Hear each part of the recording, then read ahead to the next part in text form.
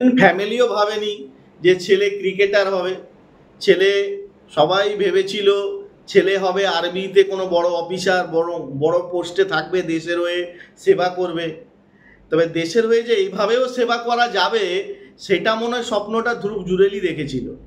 না হলে একজন আর্মি ফ্যামিলি থেকে বিলং করা একজন প্লেয়ার যে টেস্টে ডেবিউ করলো, দিয়ে 4-5টা 6খানা ম্যাচ মনে হয় খেলেছে, 6টা ম্যাচের পরেই সেঞ্চুরি দেশের মাটিতে দাঁড়িয়ে, এবং বুক ফুলিয়ে সেঞ্চুরি। মানে এখন এমন পজিশনে চলে গেছে যে ধ্রুব জুরেলকে উইকেট কিপার ব্যাটসম্যান হিসাবে না হলেও ব্যাটসম্যান হিসাবে খেলানো উচিত, যে টেকনিক্যালিটি দেখিয়ে ধ্রুব জুরেল খেলেছে আজকে।